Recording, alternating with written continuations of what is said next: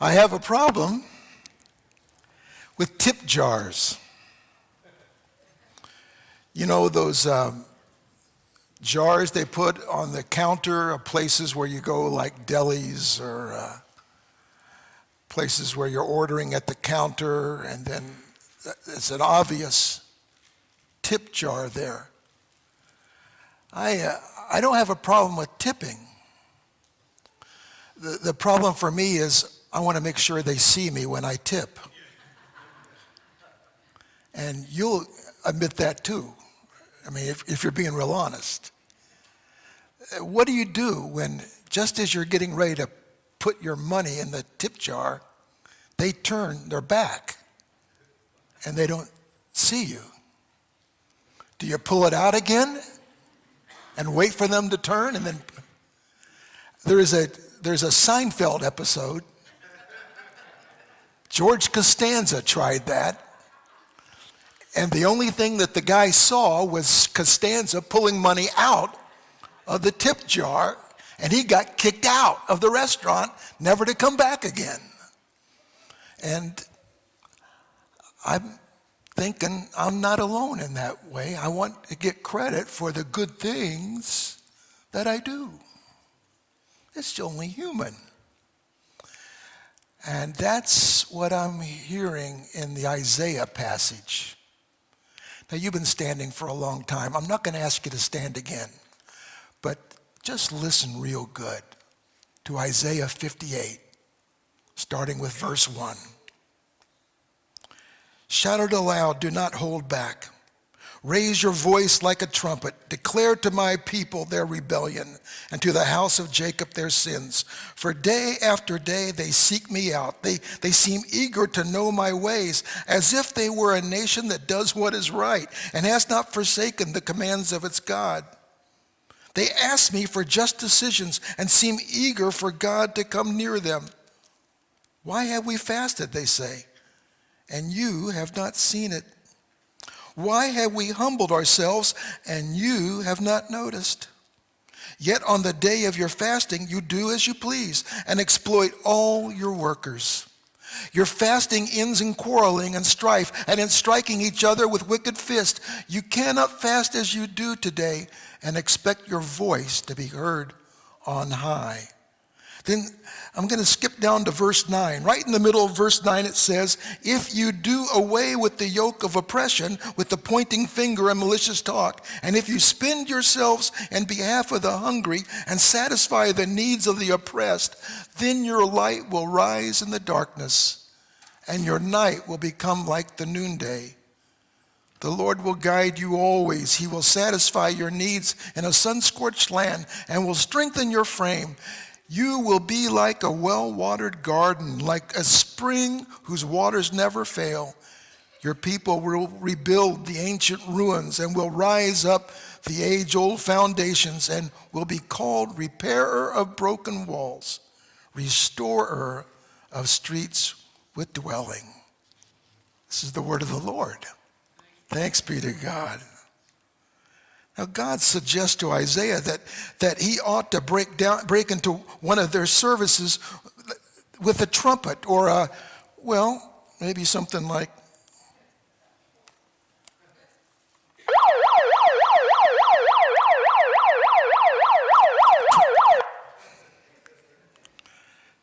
God thinks it's so ridiculous that these people of his are wanting credit for what they do. God's saying, well, okay, if you want to make a big deal with trumpets blowing and sirens going off about all the good things you think you do, what if I let the trumpets blow and the sirens go off when you do the bad things that you do?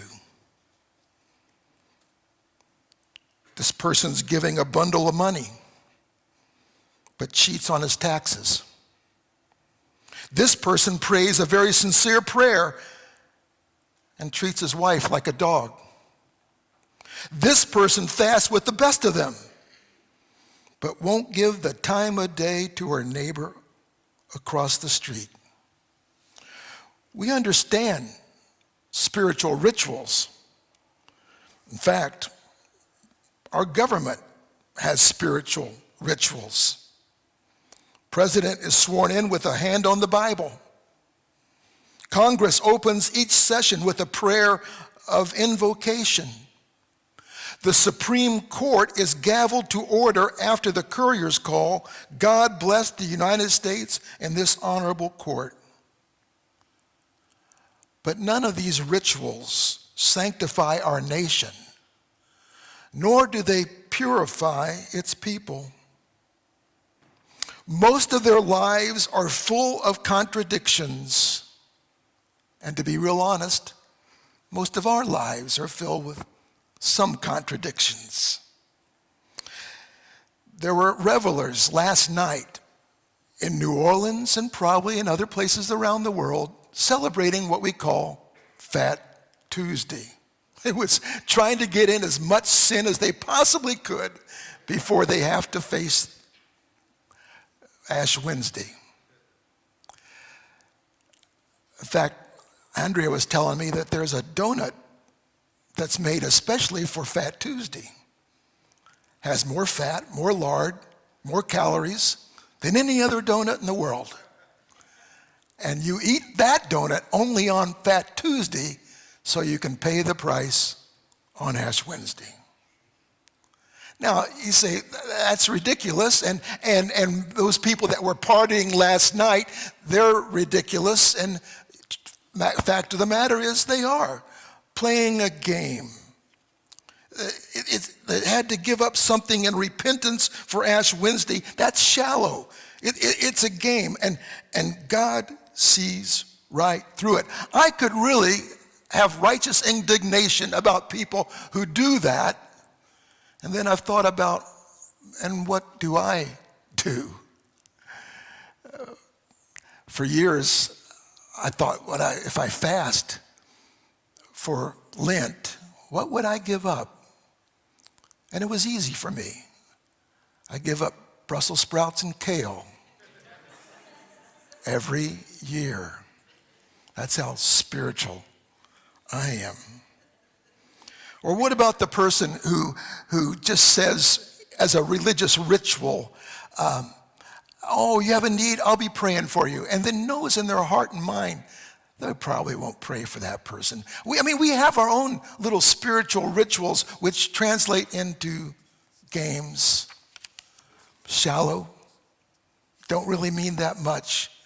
And maybe this service, and maybe this whole idea of looking towards Resurrection Sunday, maybe in dedicating our lives for the next 6.5 weeks, we can come to grips with some of those things that we've done purely out of ritual or habit, but have very little meaning for us and very little ministry to others. The passage that Megan read from Matthew out of the Sermon on the Mount was Jesus calling his religious friends on the carpet.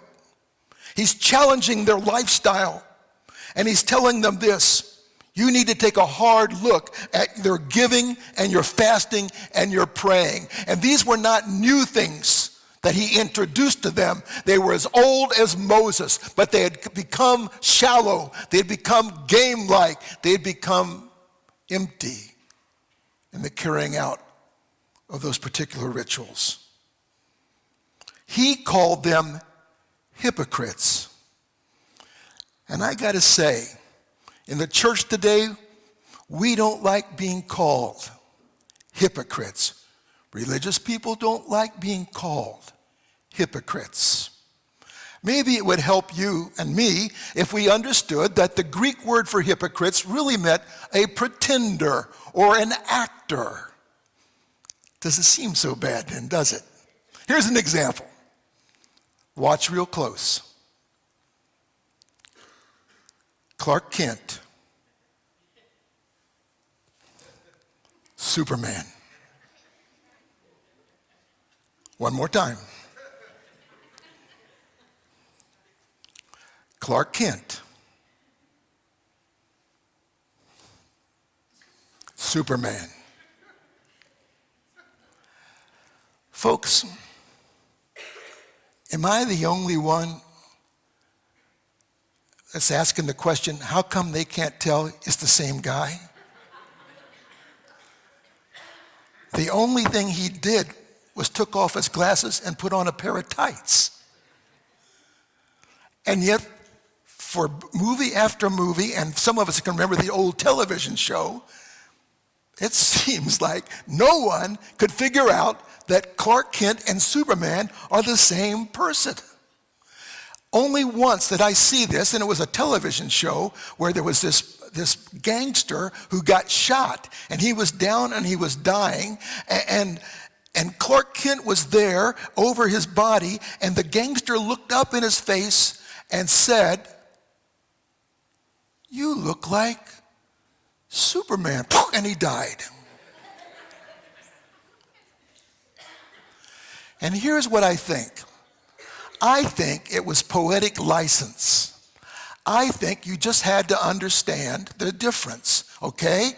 Superman, Clark Kent. Sure, it's only glasses and a pair of tights, but just understand, go with it, work with it, it's okay.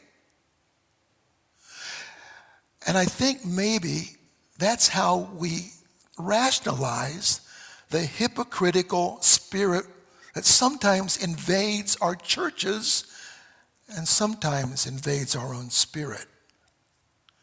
Pretender. Everybody understands pretending. Everybody understands you can't be perfect.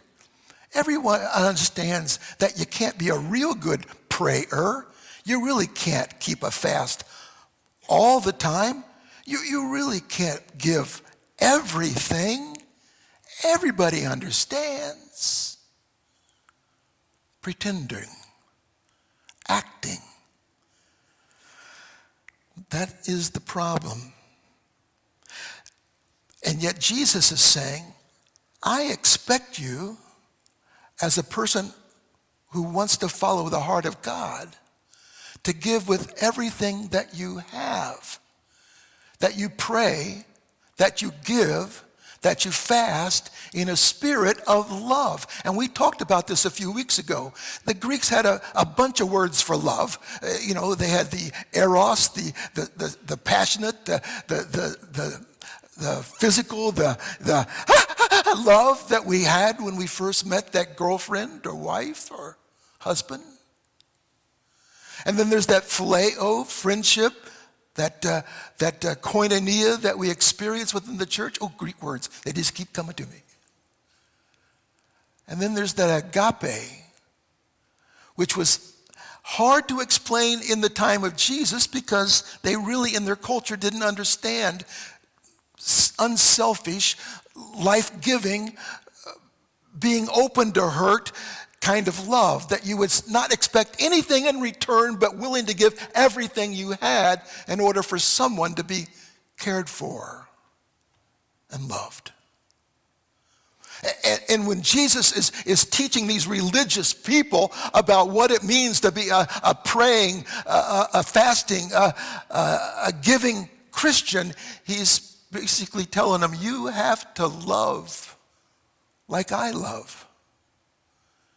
You have to give unconditionally, no strings attached.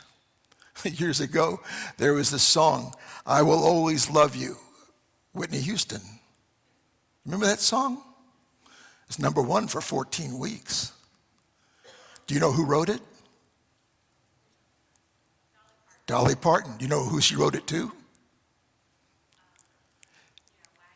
She wrote it for the guy who found her, Porter Wagoner. And she sang with him for years. And when she decided to leave Porter to go out on her own, she wrote that song that Whitney Houston made into a huge hit. Now, I'm going to tell you a Porter Wagoner story. It has nothing to do with my sermon, but this is my only chance to tell you. In Nashville, Tennessee, there's a little restaurant called Hacktown's. It was a little meat and three. You know what a meat and three is? You choose your meat, chicken, beef, or pork, and 3 vegetables, all cooking on the stove. Corn, green beans, homemade mashed potatoes, stewed raisins. You can get it all. Spinach, creamed spinach, of course. Has to have calories or it's not Southern.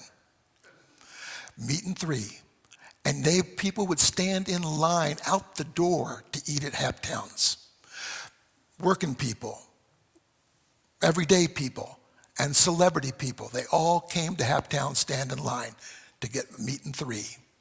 Pictures of celebrities that would eat there were on the wall. So here's a story about Dean Prevet, who was the dean of students at Trevecca years ago. He was standing in line at Haptowns.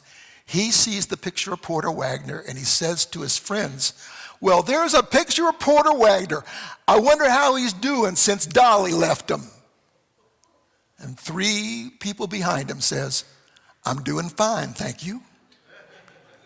And it was Porter Wagner, 3 people behind. Nothing to do with the sermon, just want to tell you a story.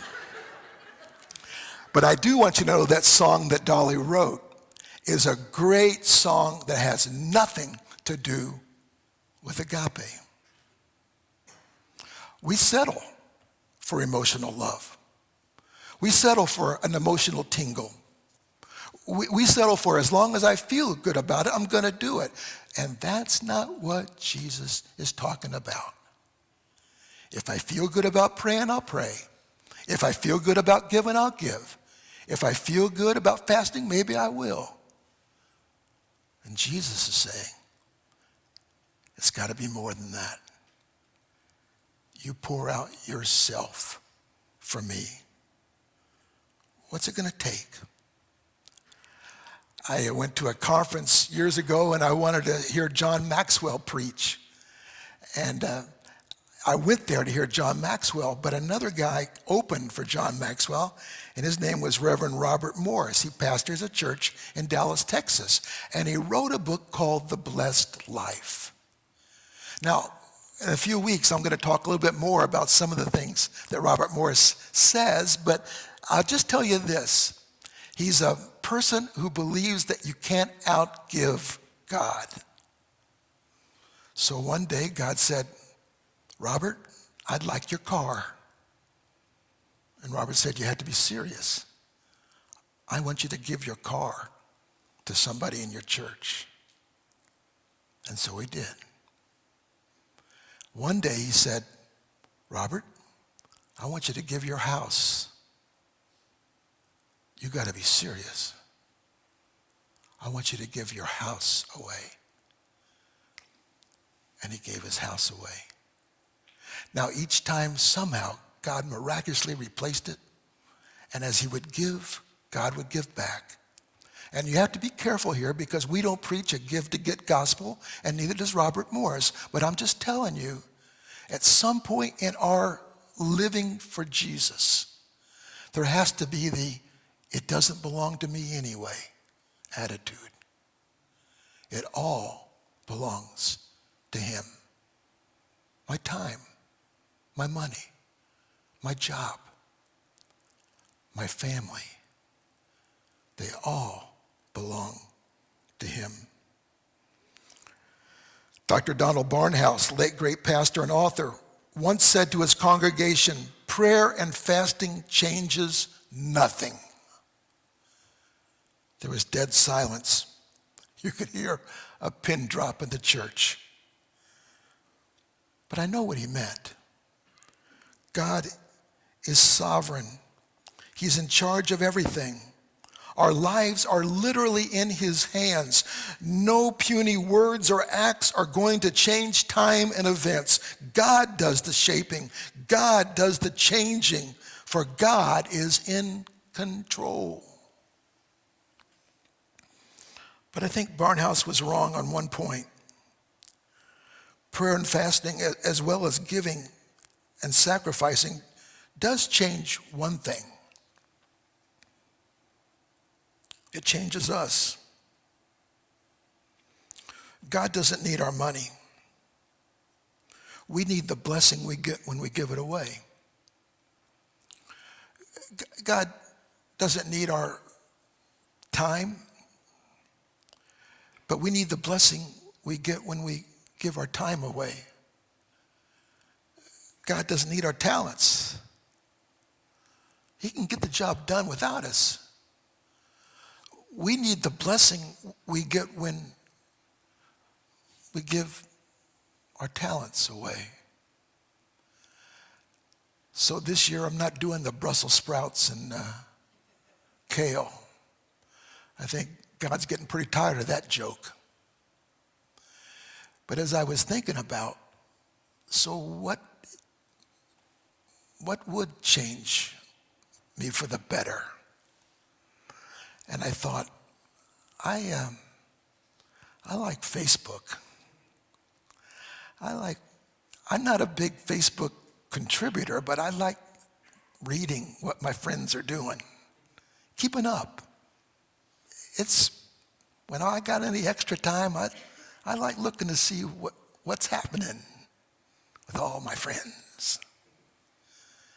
And it's funny how that can go on. And God started talking to me about, if you'd spend that time with me, you might be a lot richer. So here's my commitment that started 47 minutes ago. For the next 6.5 weeks, no Facebook. And every time I'm tempted to go to Facebook, just in my spare time, I'm going to spend some time with him. And I'm going to let him talk to me. And I'm going to listen to him. And here's what I think is going to happen. I think at the end of this Lenten season, I'm going to be a richer person. Might even be a different person. So what would God ask of you? What would he want you to do? It's basically saying, what's it going to take to be a servant? Let me tell you a story that I usually tell at Valentine's Day, but I didn't have a chance this year. I love this story about a little boy who was kind of developmentally not quite there, but a sweet kid, and he loved life. So it was coming for the Valentine's party at his school, and this kid decides that he's going to give a Valentine to every kid in his classroom. Now, his mom knows that he's not the most popular kid because kids they just didn't know how to handle him socially. So she knew he didn't have a whole lot of friends. And if they're passing out Valentines, he's probably not going to get a whole lot. And so she tried to discourage him in a way of saying, you really don't have to do too many Valentines, maybe just one or two. And the kid would hear nothing of it. He was going to make a Valentine for every kid in his class. Day came for the party. He's got all of his Valentines. He's heading off to school. And his mother breathes a prayer. Oh, Lord, please don't let him be disappointed. But that afternoon, as she heard her child come home, she thought, I'm afraid the very worst has happened. For as he came around the corner, she heard him say, not one, not one, not one. And then he looked up in his mom's eyes to say, Mom, I didn't forget a one. Oh, folks, maybe it's others that'll set the tone for this Lenten season. It's not about us. It's about what we can give away. Father, use what we have, what we can give, and help us be sensitive enough to your voice to know when you've asked us to give it. And let us be courageous enough to be able to give it. It could be just changing our schedule. It could be changing our attitude. It could be changing things that we have wanted to hold on to because we felt if we gave it away, it would cost us way too much. I don't know if it's extra money. I don't know if it's extra time. I don't know if it's a habit that was just become so much a part of us that we know that if we don't give it away, it's going to damage our relationship with you. Whatever it is, Father, may this be the time when we just get totally honest. Open up our hearts. Open up our minds. Speak to us as only you can. And we will give you the glory and the praise. Amen.